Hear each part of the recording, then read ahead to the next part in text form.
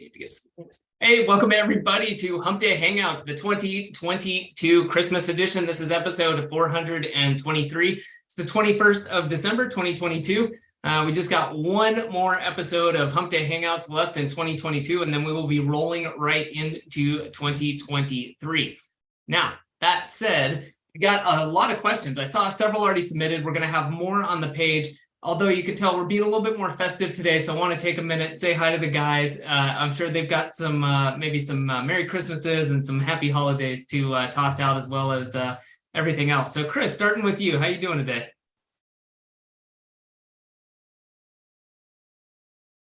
Uh-oh, can't hear you. Might have to switch your mic around. We're going to go with Bradley. How you doing? Trying to get my hat to show. What does that say? Chill out? It's yeah, I think so. Oh, that's awesome.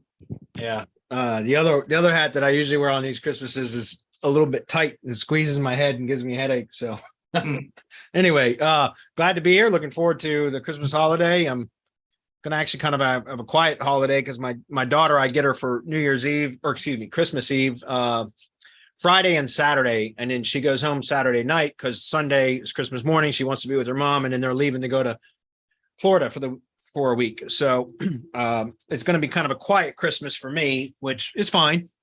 I'm still looking forward to taking a couple of days off though, for sure. So I'm ready for it. Did we lose Adam? I guess he froze. Yeah. And I think now I'm back. Can you hear me? Now you're back and Adam's gone. It's going to be one of those kind of Hump Day Hangouts, apparently. Well, what's up, man? How are you? From my end, I just literally arrived an hour ago from snowboarding. Was quite interesting. 4 weeks of snow fun and lots of interesting warm weather. Oh yeah, yeah, it's actually quite interesting. It was warmer on top of the mountains than it is like in Austria, in Vienna, in the city at the moment. So I don't know how this happens, but it does happen. And yeah, like weather was pretty much like spring. Birds were chirping and everything was super good. Had lots of fun. Kept the booze down. But yeah, like it's perfect to be relaxed and cheerful for the holidays. Oh, that's good. Well, that's good. So, are you got any plans for the weekend then? Yeah, probably visit family, like parents, grandparents, and stuff. And yeah, like we'll see, like what else happens. Yeah. Well, Adam's trying to squeeze back in. He might be coming in through his phone or something. But anyway, are you there? What happened? There he is. Adam, can you hear us? I can now. Man, I'm not having a good Christmas episode. My desktop completely froze while you were talking. I'm like, what's Bradley doing? I'm like, oh, wait, it's me. So I had to boot up the laptop real quick. It's the Christmas gremlins. Right? Yeah, exactly. I don't know. I thought I had appeased them with all of my Christmassy stuff, but apparently I went too overboard.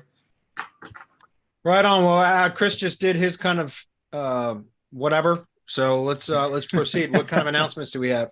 Yeah, I just wanted to let everyone know. I will double check and put on the page the dates. If you're watching the replay, you can, of course, I'll put it in the YouTube chat as well. But we do have some really cool holiday specials going on. So check those out. YouTube Silo, Syndication Academy, Battle Plan, a couple other things. Some really cool stuff. So if you want to pick that up, reduce the tax bill, if you will, for 2022, make sure to take advantage of those. And then I think that's it for now. It was really funny. And not funny, it was just good timing. We had a Mastermind member join about 2 hours ago, and I just got the notification as I was sitting down for Hump Day Hangouts. And so I got to record it and send it to him with the hat on. And anyways, that's just part of the onboarding for new Mastermind members, is reaching out to them, getting them to schedule the onboarding call with Bradley.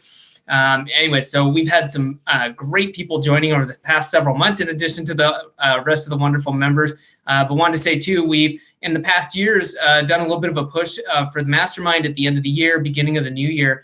And what I want to say right now is we've decided that the quarterly offer that we have truly is a deal, and it is in the sense of, it's better deal than doing the monthly. But also it's a ton of value for what you get. And I would just say, if you've been thinking about it, you're wondering about it, go find out more. Either go to mastermind.semanticmastery.com or think about it and say, hey, maybe set a reminder for the new year, January 1st, maybe the 2nd, if the 1st is a little rough for you. Join the Mastermind. Come check it out, grab the quarterly deal, and come join us. Cool. Right on. Let's do this. I'm gonna hop over to YouTube while you get started, Bradley, and paste some things over there and go check out the chat. You forgot Okay, the most cool. important channel.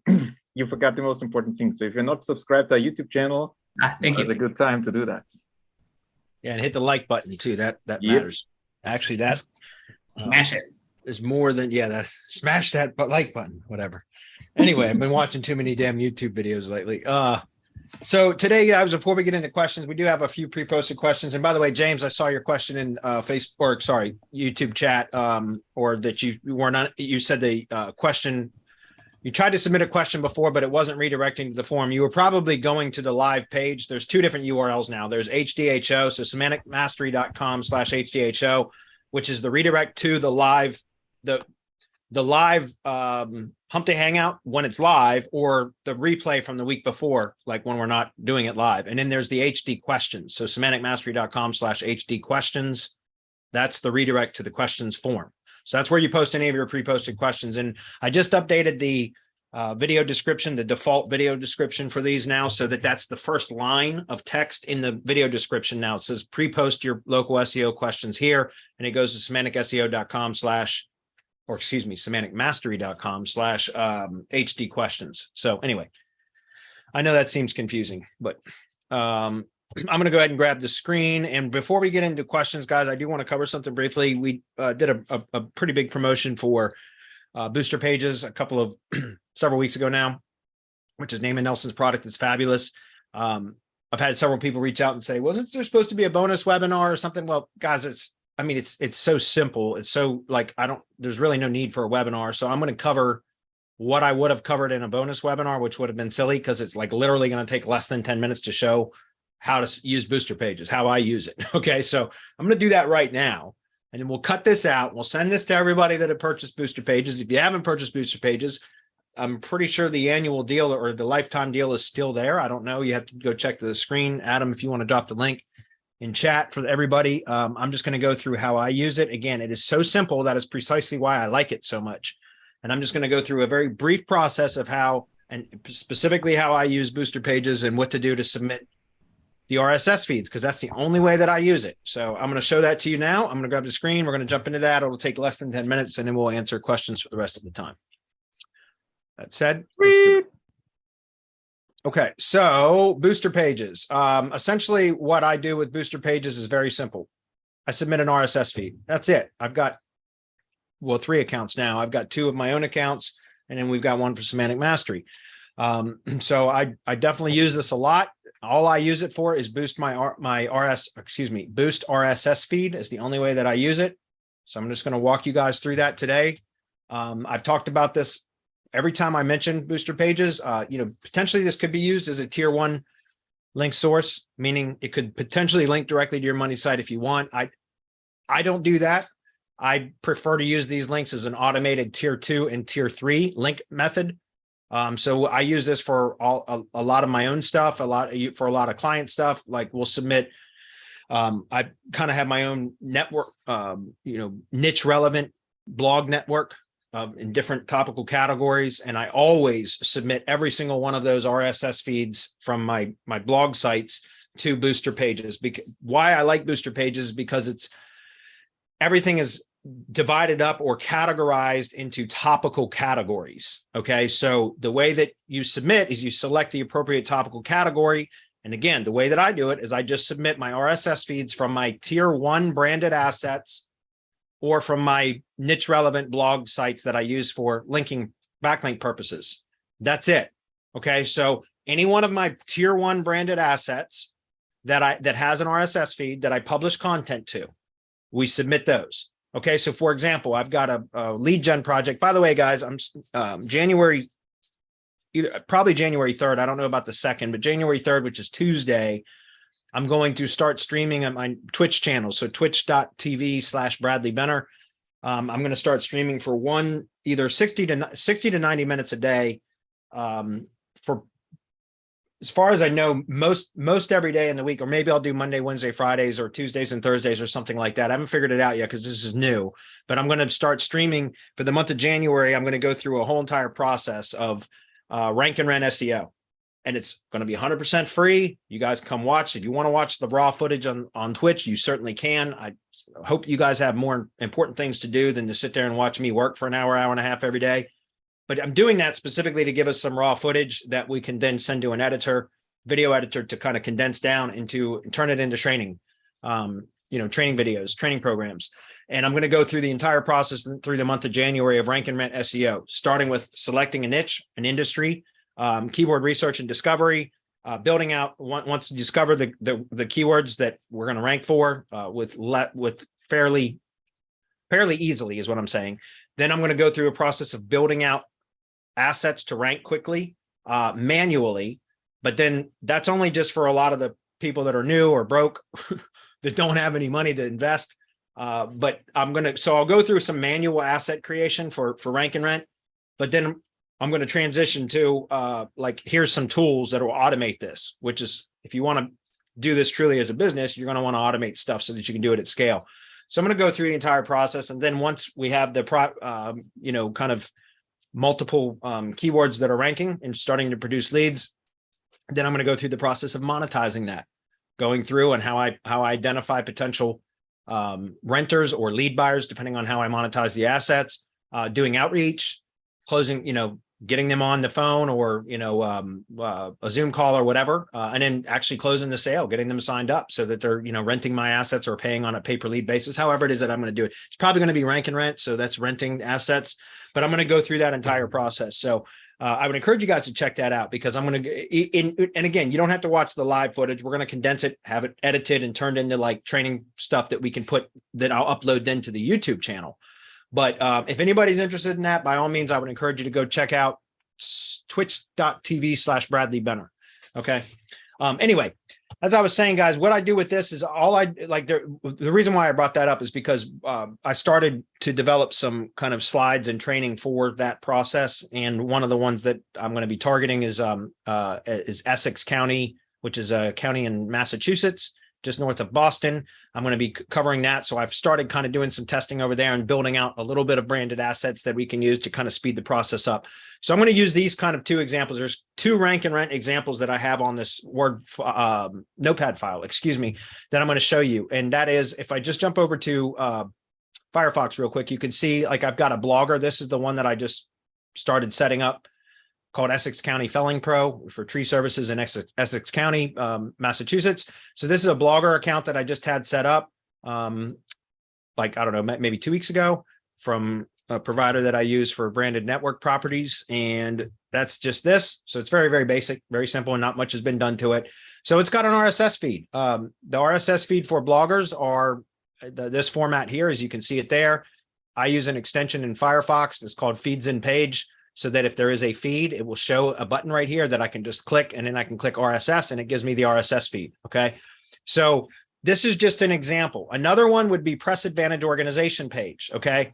So that I use, again, branded syndication network properties or just branded Web 2.0 properties. If they have RSS feeds and you're publishing content to them, that's perfect to submit to booster pages, because again, it's 100% hands off. You just submit the RSS feed one time, and whenever you publish content to any one of the sites that you've submitted to booster pages, it's going to automatically push that post out to booster pages to collect backlinks that are in specific topical categories. So I don't like to link with these directly to the money site, but it's perfect for automating tier 2 and tier 3 backlinks.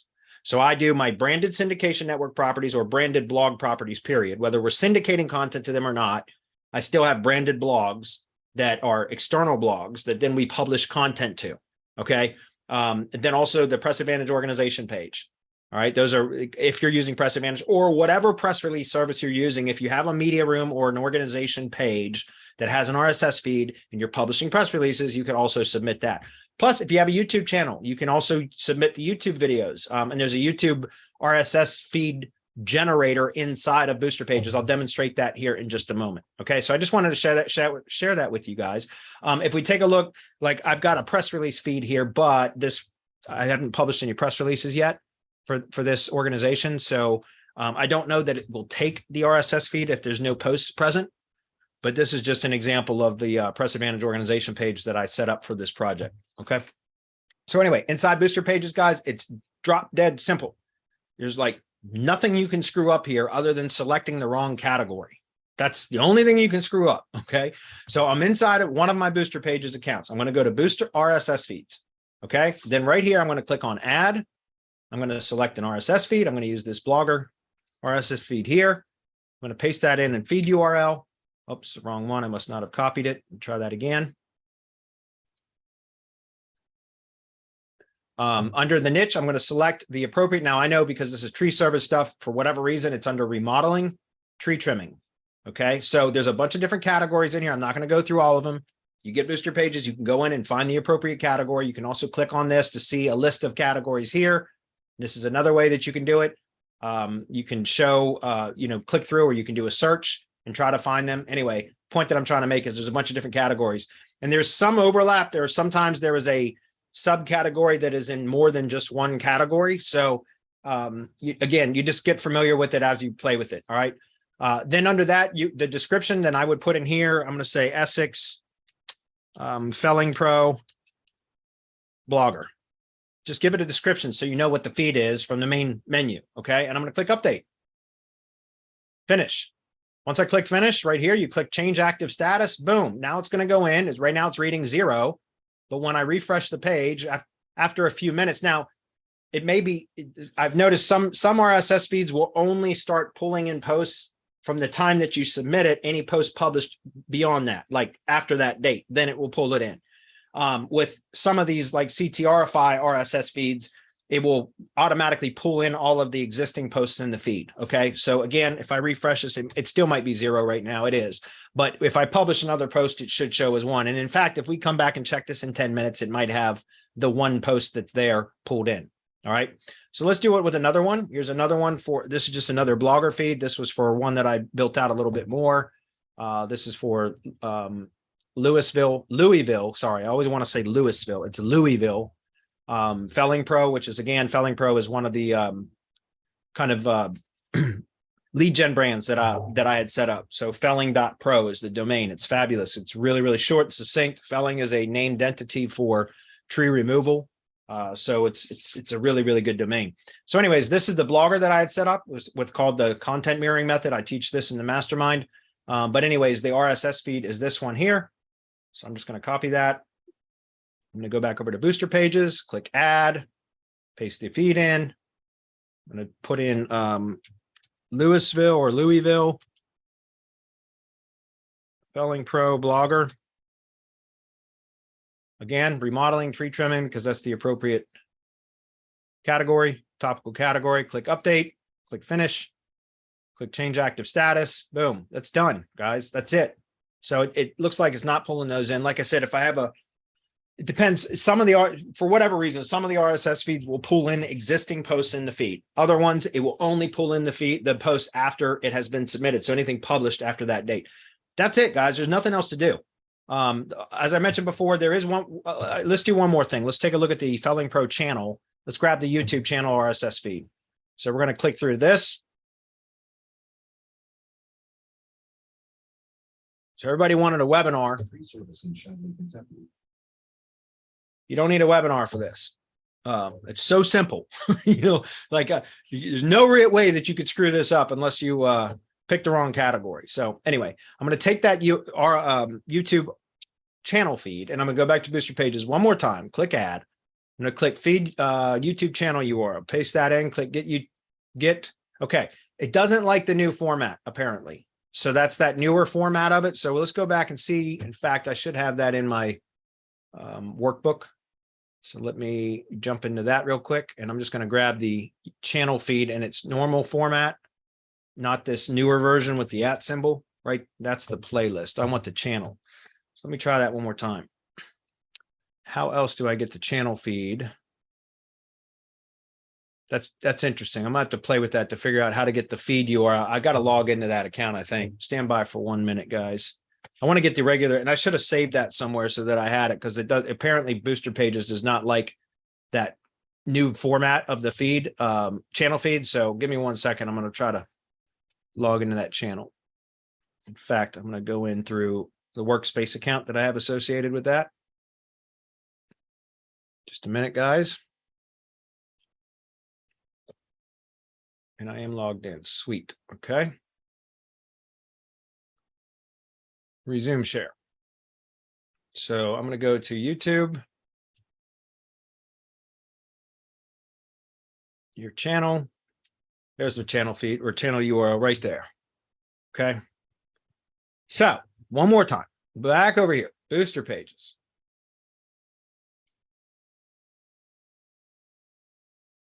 Paste that in, get feed. There's the RSS feed. See that?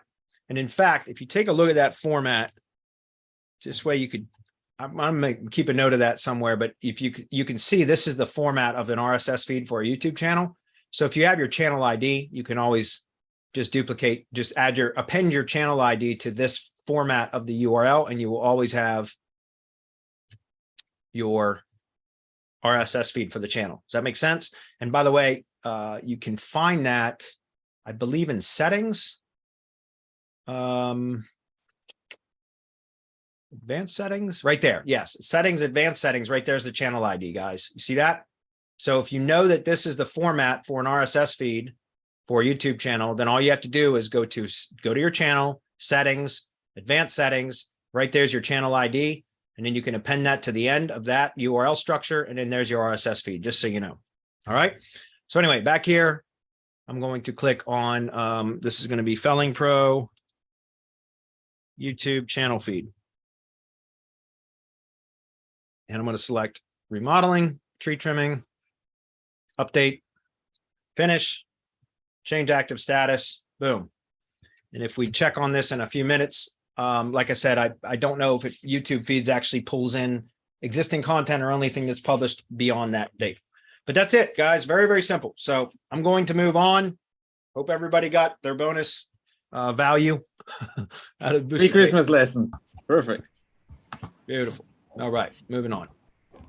So let's get to pre-posted questions. Oh man, that's a scary still shot.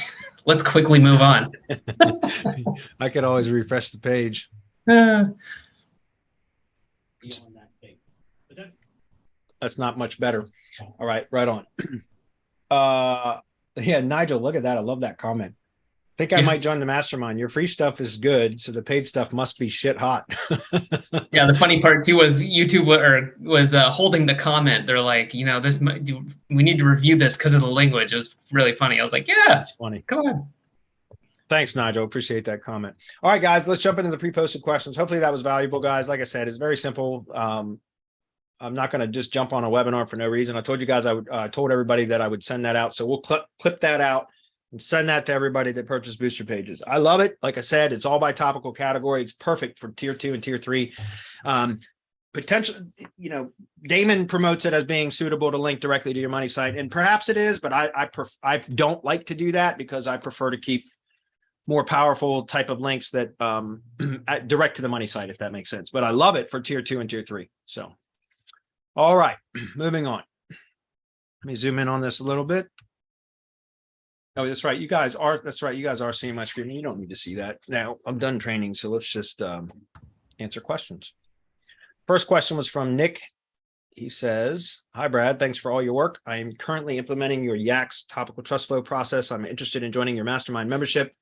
I've been running an agency for 10 plus years, and it was doing affiliate stuff for 5 years before that, but I feel like I'm way underperforming in terms of income and the reach of my business. Staying up to date with the latest in SEO is one piece, which I've been investing in heavily lately, following you, Roof, and a few other SEO legends. The second piece that I'm currently missing is enough marketing and sales. Can you include your video sales technique if I join Mastermind, or can you help point me in the right direction to get me this part sorted? Yeah, man, join the Mastermind. I've got a whole sequence of SOPs for building a directory, a niche specific directory, which is what I'm going to recommend.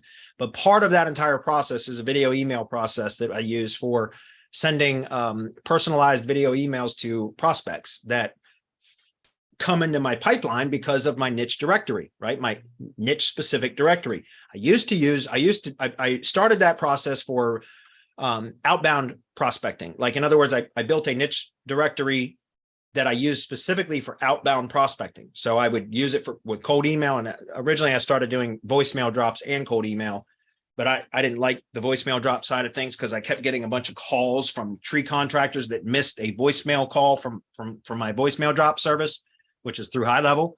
and they would just call me immediately. So I was fielding cold calls all day long because they were returning a missed call.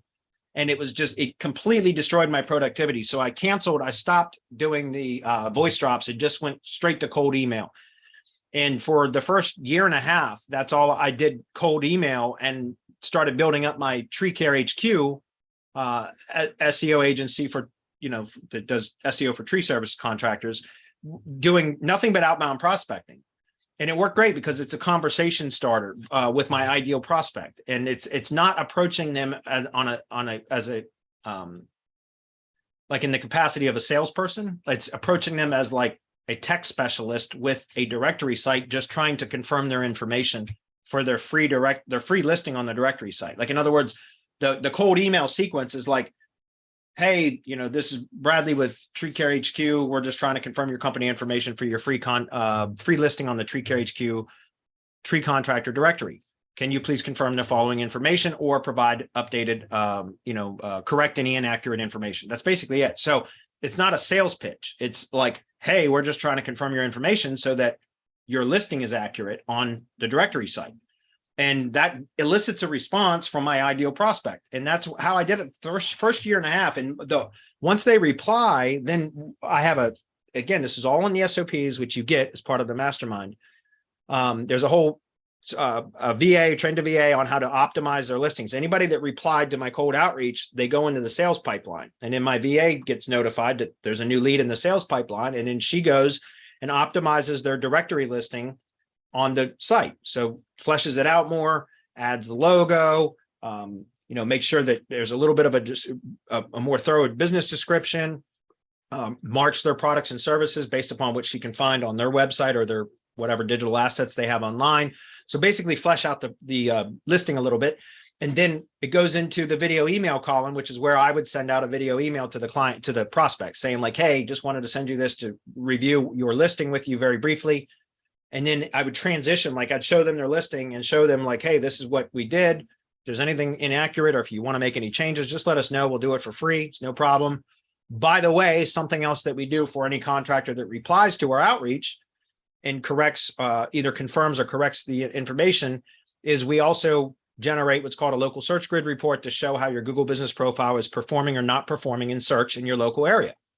Here's what we found. And then I very quickly review and show how their Google business profile sucks. It's not performing. It's not generating leads. Their competitors are getting all their leads.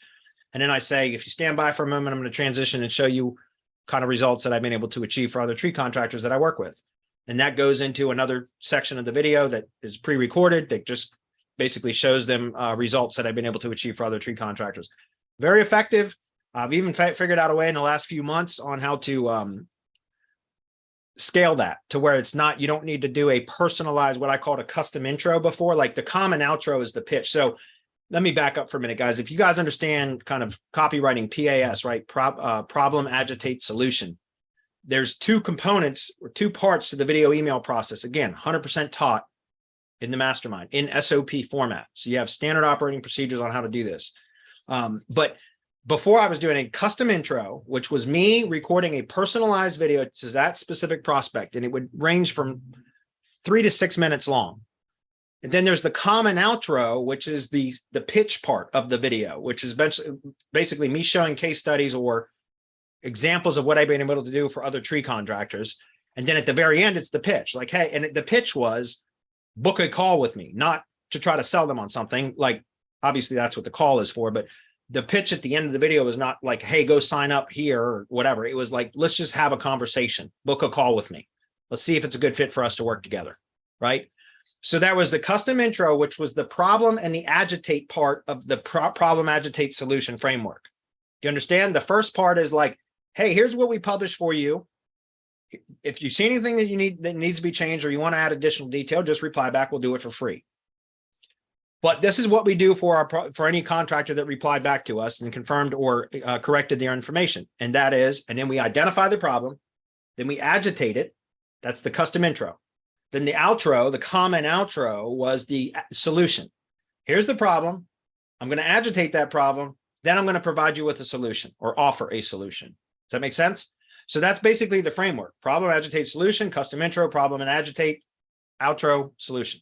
However, that I became the bottleneck in my own prospecting, because certainly there are times where I didn't, for months, every single day, I would spend an hour recording custom intros, and I could do probably 6 an hour on average, because like I said, it would take 4 to 6 minutes to record the custom intro, but it takes a few minutes to prepare to record the intro.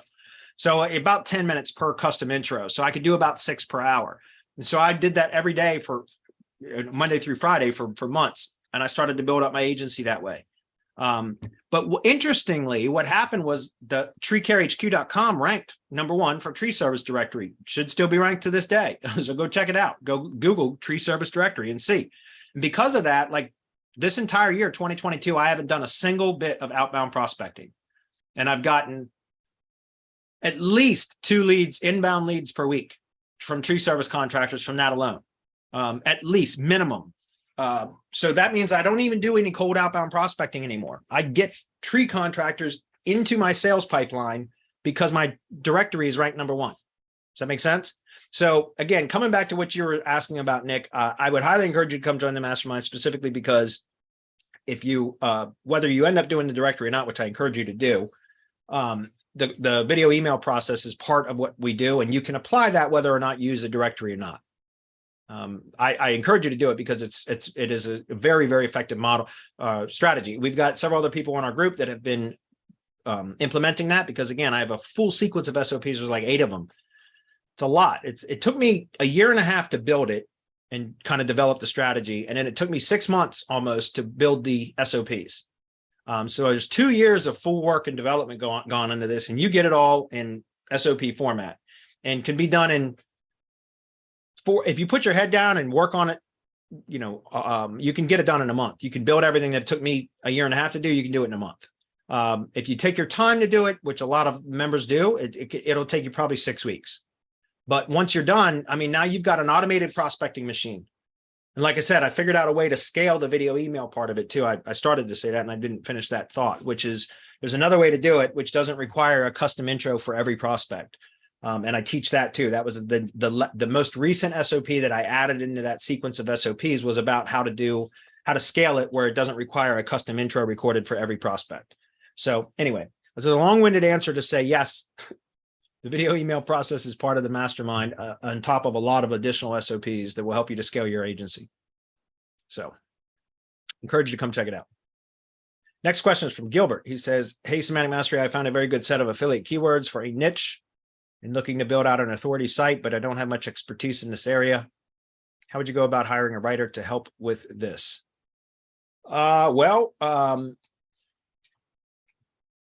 That's interesting. I mean, you could hire a writer if you want. We have Content King still kind of deprecating that eventually, but if you're, I'm not trying to convince you to not hire a writer. Yeah, it's an interesting time, right? It is. It is. Adam knows where I'm going with this. Adam, you want to comment on this? Go ahead. Take this. No, I just think, I definitely want your thoughts. I think we're probably the same, but I'll just say to add on to what Bradley's saying, regardless of what he says and the tools, but I would still involve a person. And I'm pretty sure that would be part of Bradley's process. Actually, I know it is. But you want someone who can write, but you don't need to probably be paying for a top end writer right now. You need someone who can write well, but more importantly, who can edit.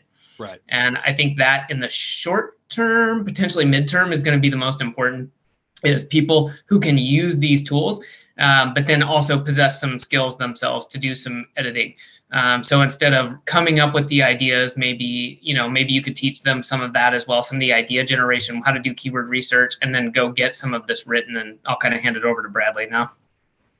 Yeah. So Adam, I knew where Adam was going with that. And that was, there's so many amazing tools right now to produce content. Don't use the tools to just spit out content and publish it as is, because it's detectable. It's easily detectable. But there's ways that you can take the output from the like GPT or any of the AI writing assistant tools for that matter, and make it to where it's not detectable, right? You can make it unique. You can do things like add facts and summaries and cite sources, add quotes, table of contents. There's all kinds of things that you can do. So there still should be a human touch. There should be human involvement in the content, but you can produce a lot of content well optimized content with the machines, right? The apps that are available now. And then you just need a human to, well, first of all, direct the bots. Number one, that's part of it. I mean, we're not quite at Skynet just yet. Like the machines haven't taken over entirely yet. I still recommend having some human involvement. So directing the bots into what to write, how to structure the content, that's going to be up to you or whoever you hired to do that. Then directing the bots to output the content, produce the content, and then you go back in and massage the content. Like, in other words, you go in and add some human touch to it, editing, revisions, add some additional, facts and structure to the content and everything else. And that's what I would recommend. So I don't know that you need to hire a writer. You need to hire somebody that can edit. That's really what I think is the better thing to do. In my opinion, you're better off paying for a subscription to a good AI writing service or app. Some of my favorite ones are On-Page AI, because it has an AI writing assistant built into it, but there's a lot of other functionality that I like in On-Page AI, which is why I like that. It's expensive, but it's a great tool. Outranking.io is fabulous for just content, SEO based type of content. That's all it does, and it does it very well. Okay, so Outranking is a tool that we use, our team uses.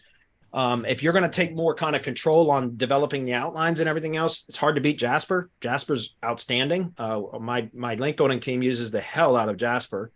There's a ton of development money behind Jasper, so that's also a really good AI writing service as well. So there's a number of AI writing tools out there that you can use that I would say that's your money is better spent on those and in hiring an editor or just doing editing and revisions yourself. Does that make sense? Yeah, something I wanted to add on to that. I was thinking, over the last week, I was doing a weekly review and was thinking about what I've been talking about, both, here with you guys, with other people I know, the tools I use, my own team.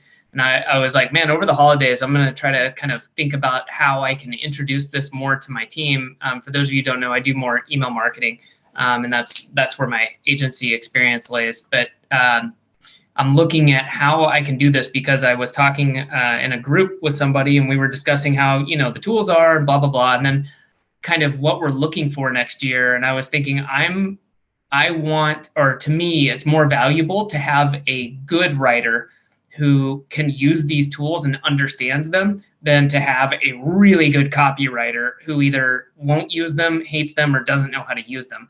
Like, that other person who's just good is far better than having someone who's great and won't use them, because the volume and the breadth, I guess, of stuff you can come up with is just huge with having somebody who's a good or decent writer, and who can edit and then can use these tools. And I think moving forward, anyone doing any sort of creation, that's going to be true. I don't care if you're the world's best copywriter, you can't come up with stuff as fast as this. And I think that's what's really powerful for a lot of people, even if they're amazing world-class copywriters, is using this stuff to come up with ideas. Same thing maybe for artists, just imagining stuff. And we're going to see even wackier stuff, but words and images right now is the two biggest ones, or the two that you see the most of, I guess. Yeah, the machines are taking over, though. There is no question. Skynet is coming. So yep. The new Chat GPT is insane. It's crazy. And but I definitely want to preface, guys, don't just take the output and publish it. You gotta massage it a bit to make it unique, put a human touch on it, is what I'm saying. That's really important. Okay. All right, next question from Gordon. What's up, Gordon? Long time, buddy. He says, hey, guys, first of all, I want to wish you continued good health, much happiness, and even greater prosperity for the holidays in the coming year. You are the best. Well, thank you, Gordon. We always appreciate you. Thanks, Gordon. For years, he's been posting questions and comments, and love it. Here's my question. If you use the physical address of a post office without the suite number as the business address for a local lead gen site, isn't Google smart enough now to detect that it's a post office address and not index the site? And if so, can they detect private post box service address and or virtual office addresses and not index those pages as well? No, I mean, of course they're smart enough, and they know that. It's not that they won't index it, though. I mean, it's not that it won't index. It will index. The thing is getting it verified and published. Because remember, I think you're conflating two things, Gordon.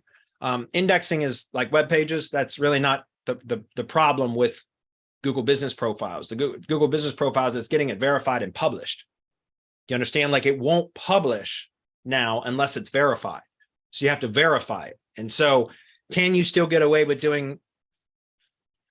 verifying Google business profiles to virtual mailboxes? Yeah, you can, to not nearly as consistently as you used to be able to, but it's still possible. I haven't attempted to do it for most of this year. I did get a Google business profile a couple of months ago, but I did it through another service. There is a service that you can get Google business profiles from, but they don't give you manager access, which is bullshit. Because like, what's the point? You can't optimize it. You can't publish posts. You can't publish the Google business website. You can't do any of it. So I got one a couple of months ago for Semantic links. As a matter of fact, I have a Google business profile for Semantic links, my link building business, but I got it through another provider that does not provide manager access. So I have no control over it whatsoever. None.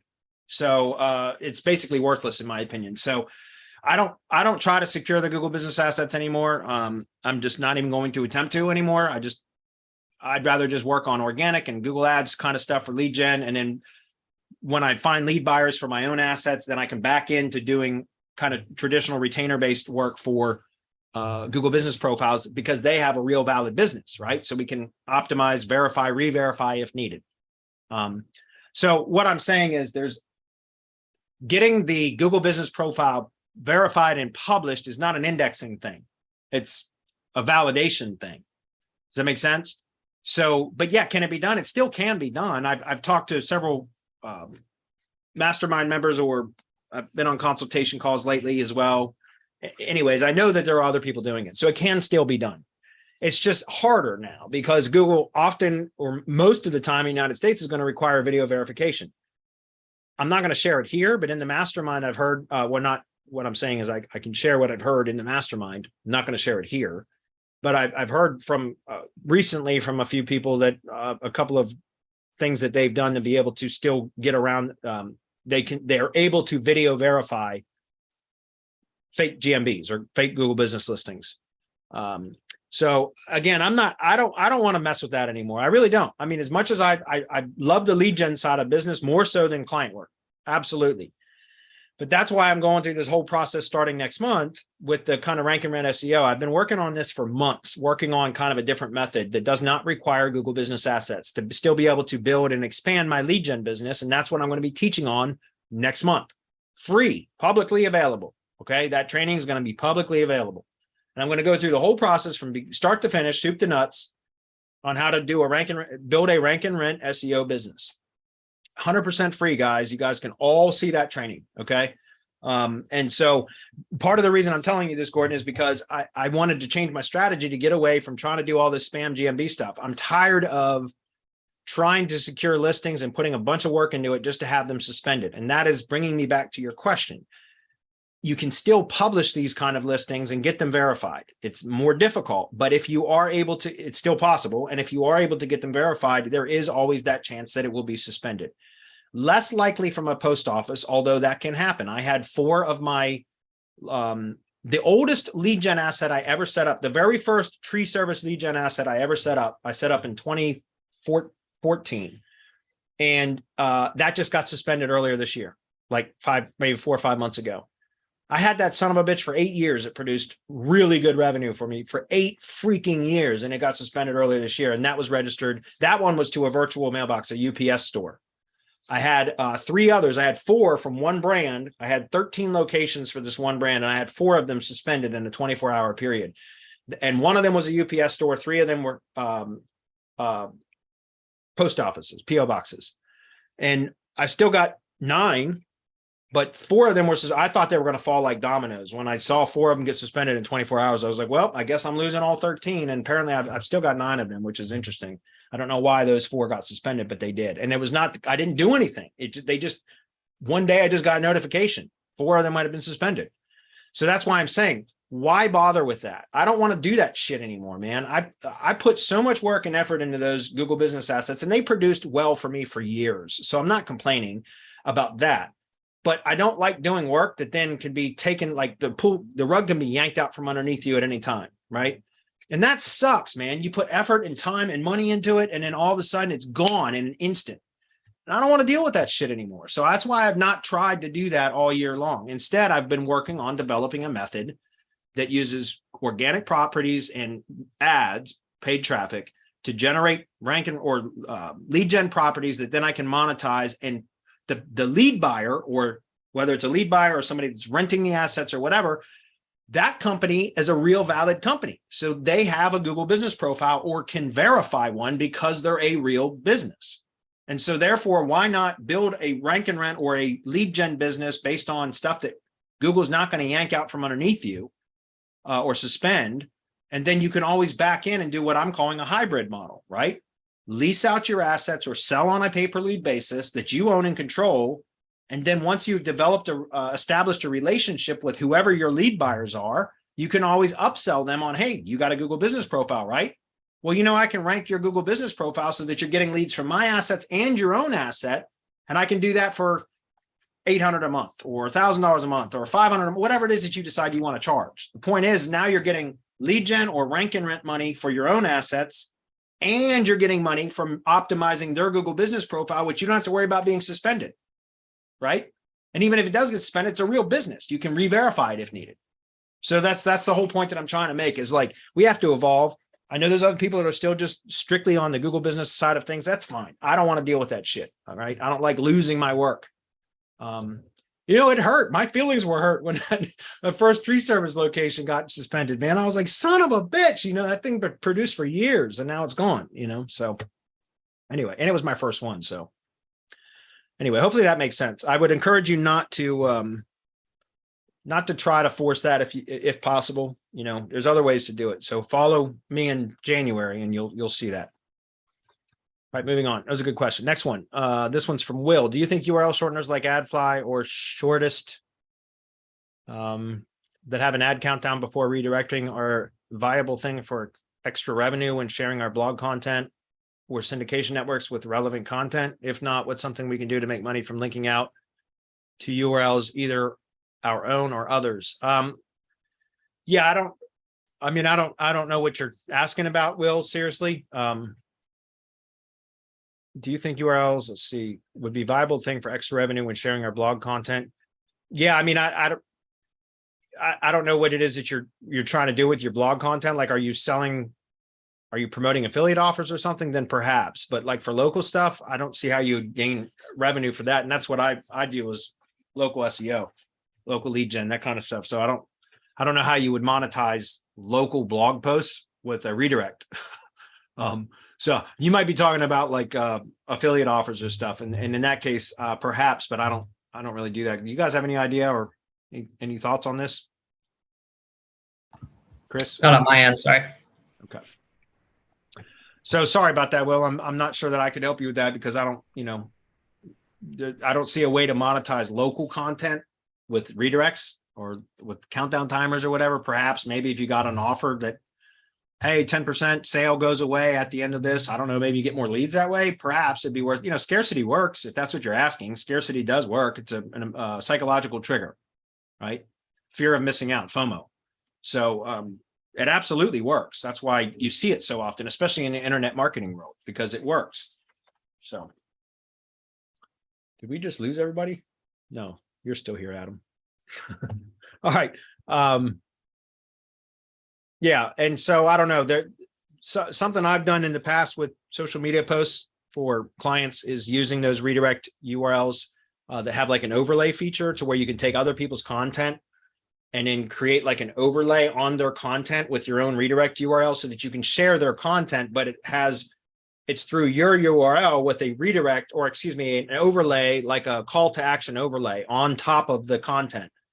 That it can be an opt-in form, or it can be a button that with a call to action that they click, and then it directs them over to a sales page or a booking form or whatever it is that you want to do. Or you could use it for CTR manipulation. Seriously, we've done that where we've used that kind of overlay functionality to share other people's content to Google business profiles. And then when if somebody were to click on that, there's a call to action that has a link to the actual Google business profile, if that makes sense. So it's like it's a way to get click-through signals from people that are actually already engaging with the Google Business Profile. But again, it wasn't something that we kept up. We did it for 6 months or so as a kind of a test across a couple of different locations that I managed for clients. And we saw some click activity from it, but not enough to keep it up. So it was more work than the juice wasn't worth the squeeze, if that makes sense, so anyway, sorry if that wasn't a good answer. But it seems like you're asking about more like affiliate stuff than it is for local.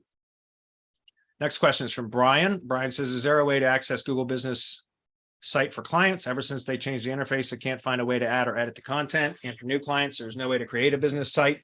Yeah, I think I've seen recently that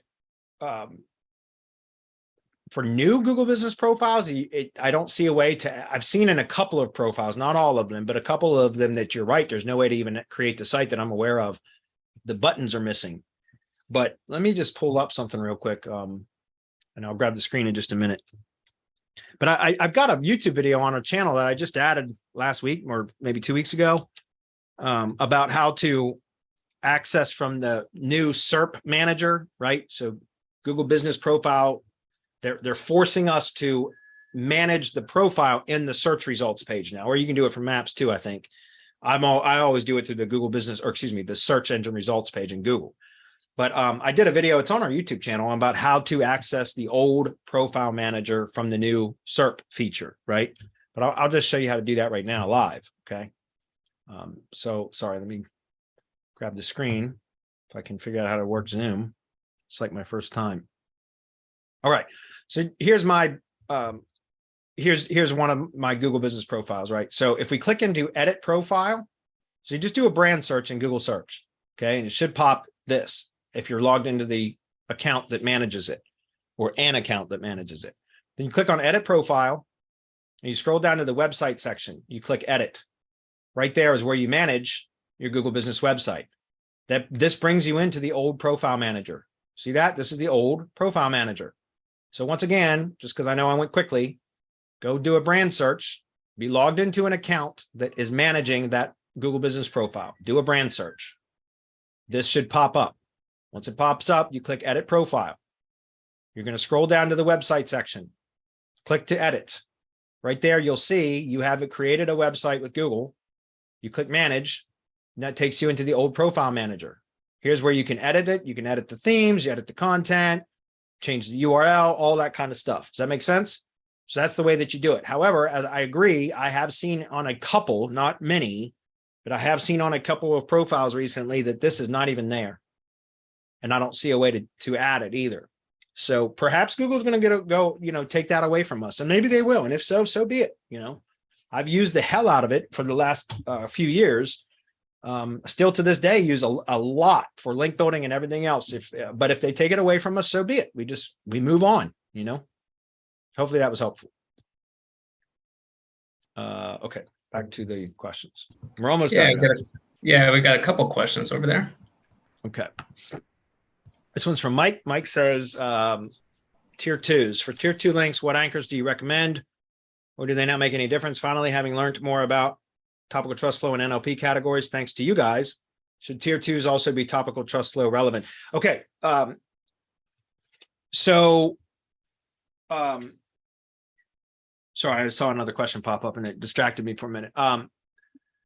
Yes, tier 2 links should be relevant. However, guys, topical categories should be relevant. If you're intentionally building links, build it from relevant sources. Full stop. However, it's just like a funnel, guys.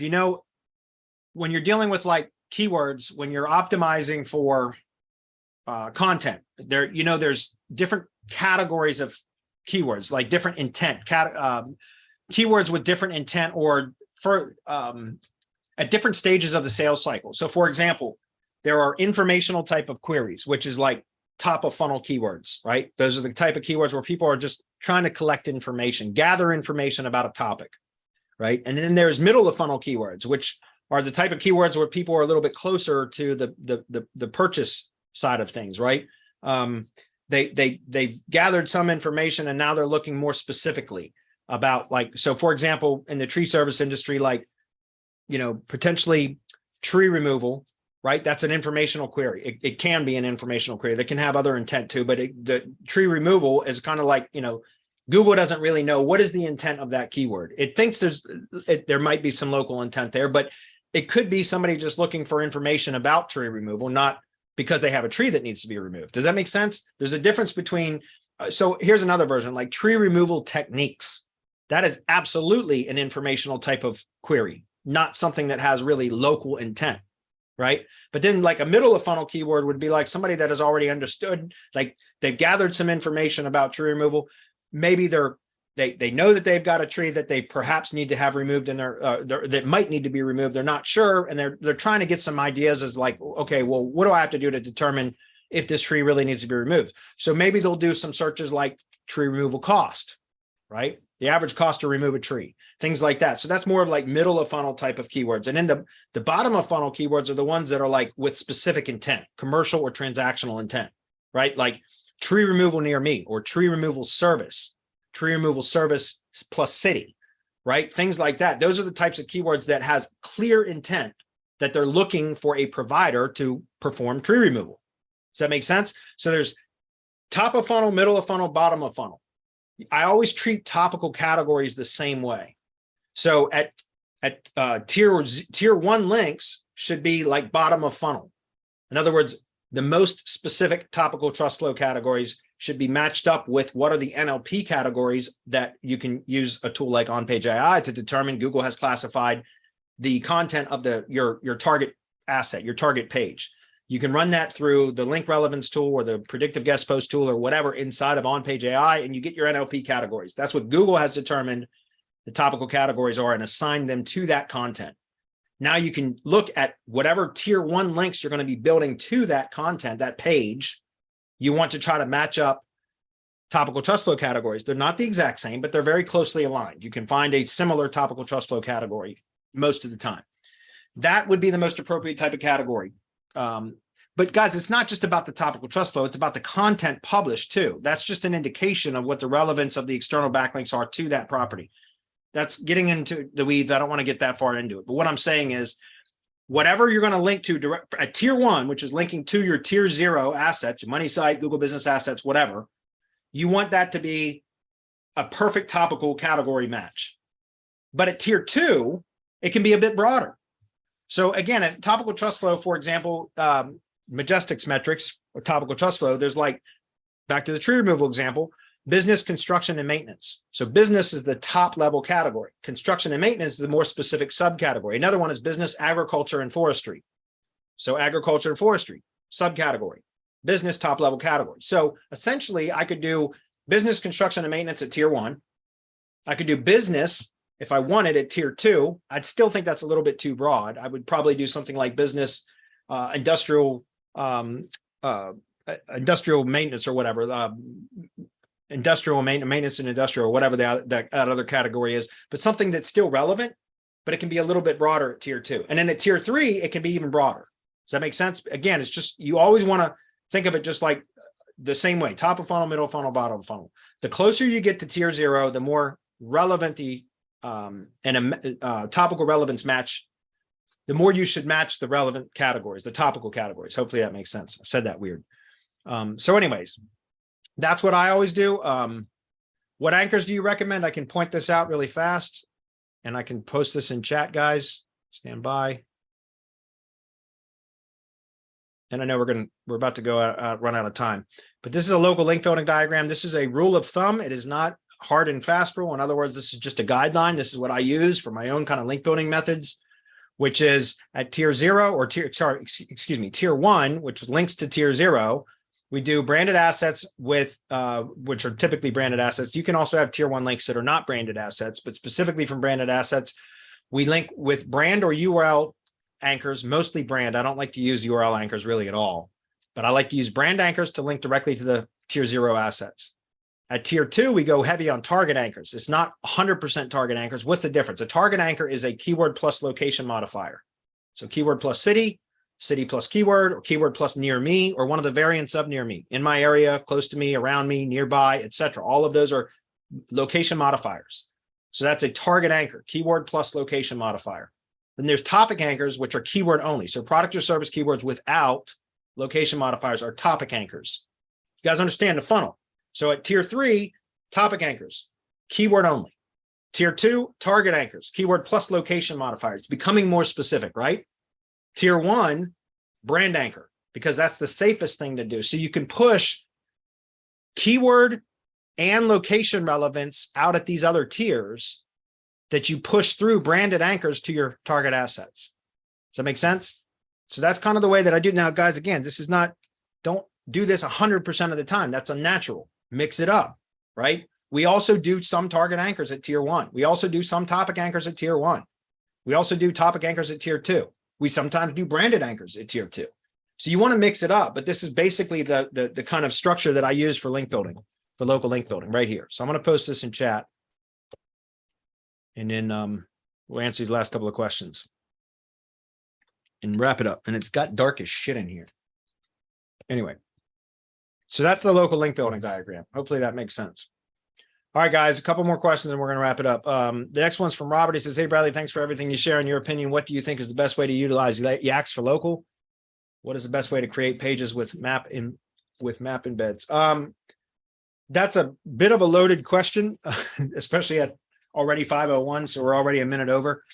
I use YACSS as for branded. I like to use create branded tier 1 links from YACSS, but there's also, you can create local pages too. If you're in YACSS, the Facebook group, I don't know if you're in his mastermind group, but Dimitri did which he's in his mastermind group too. He did a webinar specifically about how he uses YACSS for local pages. It's a phenomenal method. He does a lot of subdomain stuff with them as well. So I would encourage you to check that out because his training is very thorough about how to do it. I've not implemented that. It's been on my to-do list, but I haven't implemented it yet. So hopefully that makes sense. What is the best way to create pages with map embeds? Well, you can embed a map when you create the page, but we don't do stacks like cloud stacks. We just do single pages, just so you know. That's my method. The way that I do clouds, I don't do cloud stacks. What I call a cloud stack is a cloud page with semantic links pointing to that page. That's what I do for a cloud stack. Okay. Anyway, like I said, I would encourage you to go check out his Facebook group and join his mastermind. There's the training that Dimitri did for how he's using YACSS for local pages is phenomenal. It's been on my radar ever since he did the webinar. I've been wanting to test it. I just haven't had the time to do it. So sorry if that was a short answer, but we're out of time. Next one, Robert says, how do you create a new business.site in Chrome? I know how to edit a current listing like you just showed, but how do you make a new one? I don't know, Robert. That's what I'm saying. I've seen that. If it doesn't have this already, I've seen a couple newer, more like new Google business profiles where this doesn't exist. So I don't know how to create a new one, a new Google business website when that doesn't exist. Maybe they're taking it away from us. I don't know. So sorry, I can't answer that. I don't know. All right. Last thing, guys, we're just going to answer a few questions that are in chat and then we're going to wrap it up. School Me says, what is an RSS feed? Take that same question and go to Google and paste it in. And then you'll find all the answers you need about it. Stands for real simple syndication. But RSS, it's kind of an older technology on how to distribute content from a blog feed. There's a number of things you can do with RSS feeds. It's kind of an older technology, but it's still powerful if utilized correctly. But again, you can take what is an RSS feed and go to Google and you'll find all the answers, or go to YouTube. What is an RSS feed? You'll find answers. I'm not trying to push you off. I'm just saying it's a question that can be answered by just a quick Google search. Okay. Hey, Bradley. So if you are now staying away from GMB profiles and are just focusing on ranking your site, won't you lose a lot of clicks on to the ranking GMBs? Most people just look at GMBs and not SERP. No, I understand that. And I'm not saying that I'm not doing Google business profiles anymore. I'm just saying I'm not trying to secure lead gen assets as Google business profiles because it's very difficult to do now. And they're very likely to be suspended if they're not tied to or associated with a real business. So what I'm saying is I'm using organic properties and ads, paid traffic, to develop or create lead gen properties that can produce leads from organic and or paid traffic that then I can use that to to monetize those leads, right? Sell those leads or rent those assets out to a business that has a Google business profile or can secure a Google business profile because they're a real valid business. Does that make sense? So that's why I'm saying, like, my own assets, I'm developing a method that is for rank and rent, organic or paid traffic. And once I have those leads coming in, then I can monetize those assets, and then I can back into a hybrid model, right? Where I can offer Google business optimization services to the business that is renting my assets or buying the leads from me, because that's a real valid business. So I don't have the problem to, I don't have to worry about it being suspended. I don't have to worry about it, because it's not a real valid business. It's a real business that owns that, or that Google business profile is associated with or tied to. Does that make sense? Anyway. So it's not that I've abandoned them. It's just that I'm backing into them after developing my own assets. That way I don't have to worry about dealing with suspensions, losing work. Last question. Hello, my question is, I have a personal blog where I post about entrepreneurship and ranking for some ranking for some articles. Can I do local SEO on it? How would that look like? I mean, I guess you could, if you were trying to like become an authority in your local area about entrepreneurship, potentially. Yeah, you could localize that a bit. You could target like whatever your keywords are and add location modifiers and stuff. But what's interesting is I don't know that would be valuable. You'd have to do keyword research to determine how to best optimize that. And also driving traffic to it locally would be really good for that kind of stuff. But that might require some posting on local blogs or some sort of marketing locally that could get people to your blog, posting in local Facebook groups, for example, all kinds of things that you could do locally to drive traffic to a blog, which will help it to rank, by the way, when you get traffic, especially if you're optimizing for local terms. I'd have to think about that one a little bit more, though. Sorry, I can't give you a better answer, but we're already 7 minutes over. So tried to answer everybody today, guys. If I missed anybody, I apologize. Come join us next week. We can answer more questions then. So thanks everybody for being here. Thanks, Adam, for sticking around. Merry Christmas. Merry Christmas, guys.